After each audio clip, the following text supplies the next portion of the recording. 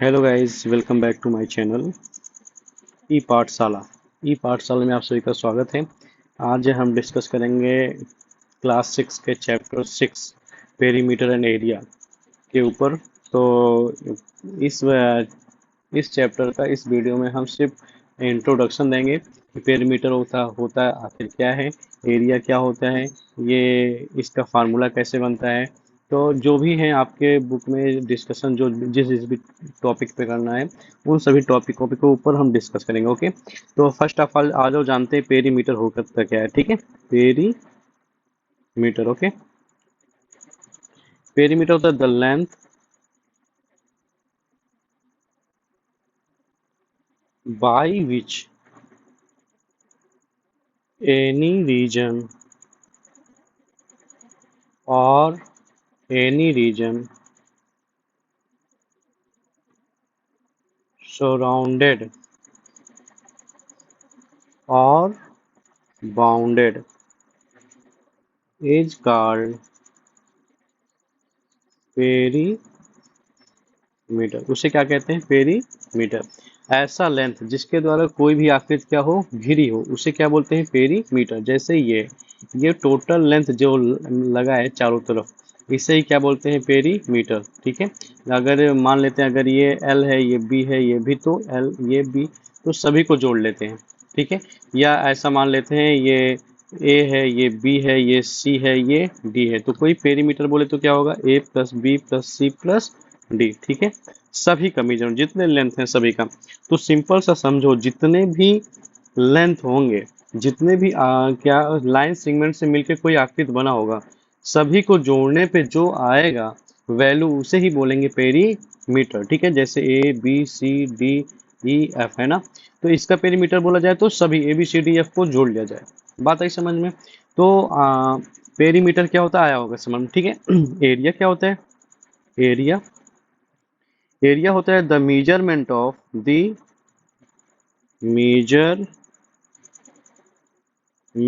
Entire region. ठीक है, the measurement of entire region. ये जैसे मैं ये शेप बनाया, अभी तक क्या लेते इसके बाउंड्री की लेंथ मेजर कर रहे थे, लेकिन अब ये पूरा का पूरा जो मेजरमेंट होगा, इसे क्या बोलते हैं? एरिया। बात आई समझ में? तो आ जाओ, आपने पढ़ना है क्या है? Perimeter of square and area of square. पहले क्या बोलते हैं? स्क्वायर का देख लेते हैं। ठीक है, तो पहले आ जाओ, क्या है स्क्वायर? क्या है स्क्वायर? ओके, तो स्क्वायर आ जाओ।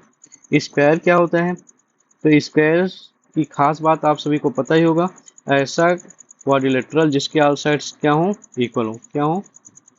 इक्वल, उसे क्या बोलते हैं? स्क्वायर। ठीक है, ये मान लेते हैं हमारा, अगर ये साइड ए है तो ये भी ए, ये भी ए, ये भी। ठीक है, तो थोड़ा सा आ जाओ हिंट दे देते हैं, लिख लेते हैं। All sides are, all sides are equal. चलो प्रॉपर्टी भी लिख दे रहे हैं आपके लिए। All sides equal, all angles are at 90 degree. ठीक है, 90 डिग्री होते हैं, तो इतना काफ़ी है इसके लिए। तो बेटा क्या होगा? ऑल साइड्स इक्वल है तो पेरीमीटर क्या होता है? पेरीमीटर, सिंपल से बात बताएं, सम ऑफ ऑल साइड्स। यही बोला हूँ कि नहीं बोला हूँ? ओके, तो सम ऑफ ऑल साइड्स में क्या होगा? A plus A plus A plus ए। कितने साइड हैं? 4 साइड हैं। ओके, चारों का सम। तो बेटा ए कितने ए हो जाएंगे? 4 ए। तो इसका एरिया क्या बनता है? फार्मूला क्या बन का है?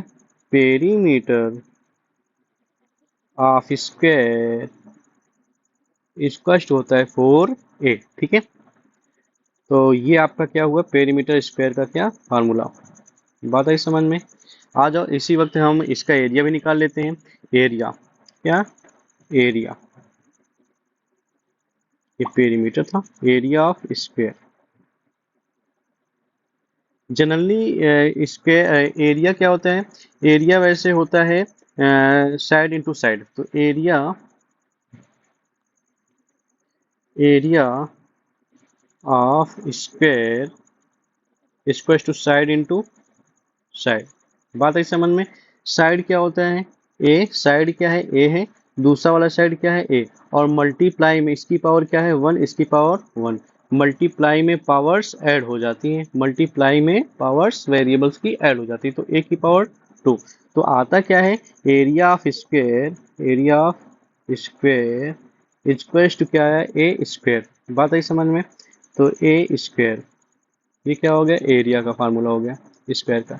बात आई समझ में। आई होप ये आपको अब याद भी हो जाएगा आसानी से। स्क्वायर हो गया। आ जाओ अब हम देखते हैं रेक्टेंगल। क्या देखते हैं, रेक्टेंगल। ओके, तो rectangle,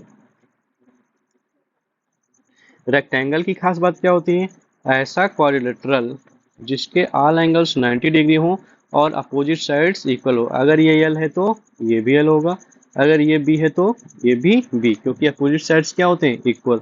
all angles are at 90 degree. बात है समझ में। तो इसकी खास बात आ जाओ लेते हैं। All side opposite sides, opposite sides of rectangles are equal, क्या होते हैं, बराबर। ओके, दूसरी बात क्या होती है, opposite sides of rectangles are equal, all angles are at 90 degree. और भी प्रॉपर्टी होती है, लेकिन बस हमें जनरली पेरीमीटर और एरिया के ऊपर डिस्कस करना है, तो इतना मैं आपके जानकारी के लिए बता रहा हूँ, ठीक है। तो पेरीमीटर में क्या बताएं बेटा, perimeter, perimeter of rectangle. Okay, perimeter का रेक्टेंगल का पेरीमीटर कितना होता है, ठीक।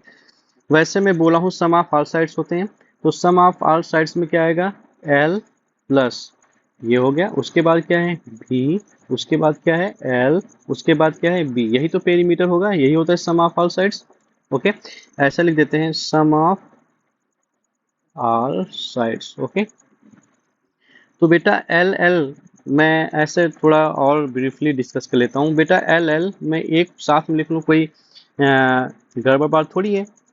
आंसर तो सेम। प्लस में हम वेरिएबल क्या उस संख्याओं को 4+3+7 है, मैं 4+7+3 अगर ऑर्डर चेंज कर दूं, रिजल्ट हमेशा वही आना है, ठीक है।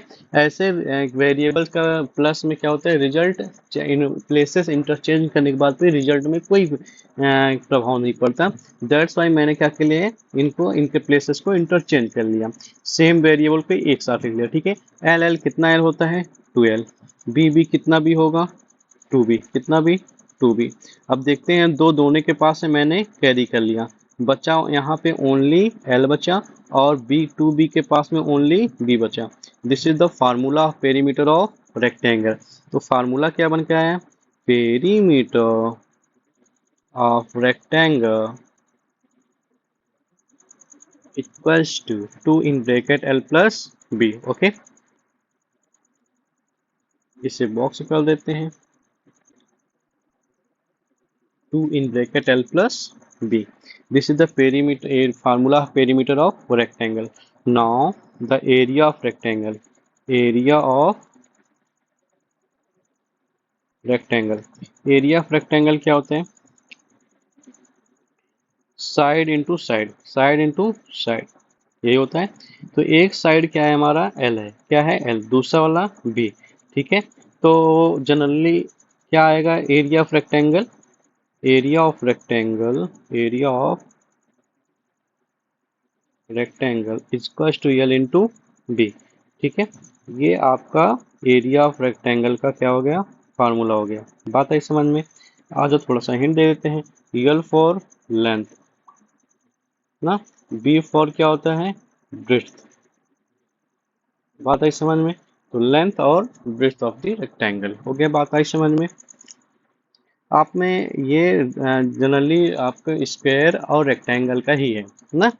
तो अगर रोम्बस का आ जाए तो रोम्बस का भी ऐसे ही होता है, क्योंकि ऑल साइड्स इक्वल होते हैं, तो उसका पेरीमीटर पूछे तो स्क्वायर के समान होता है, बट एरिया डिफरेंट होता है, ठीक है। उसका एरिया परपेंडिकुलर के बराबर होता है। तो आप में ये नहीं है, आएगा तो हम डिस्कस कर लेंगे, वहां पे बता देंगे, ठीक है। तो आ जाओ, ट्रायंगल है, क्या है, ट्रायंगल, ट्रायंगल। अब ट्रायंगल क्या होता है सर, वो भी ट्रायंगल में कौन सा ट्रायंगल, इक्विलेटरल, कौन सा ट्रायंगल, इक्विलेटरल ट्रायंगल। आ जाओ, इक्विलैटरल ट्रायंगल क्या होता है? ऐसा ट्रायंगल जिसके ऑल साइड्स क्या हो? इक्वल। जितना ये उतना ये उतना ये, मतलब अगर ये ए है तो ये भी है, ये भी है। ठीक है, तो पेरीमीटर क्या होगा? पेरीमीटर पेरीमीटर क्या होगा? Sum of all sides, sum of all sides. इसका मतलब क्या हो जाएगा? ए, कितना ए हो जाएगा? 3a। तो पेरीमीटर ऑफ इक्विलैटरल ट्रायंगल क्या आता है? 3a। तो perimeter of equilateral triangle equals to 3a। Okay, this is the perimeter of equilateral. जो आप में एरिया है नहीं, लेकिन फिर भी मैं एरिया बता ही दे रहा हूँ लगे हाथ। ठीक है, एरिया ऑफ इक्विलैटरल ट्रायंगल होता है √3/4 a²। ठीक है,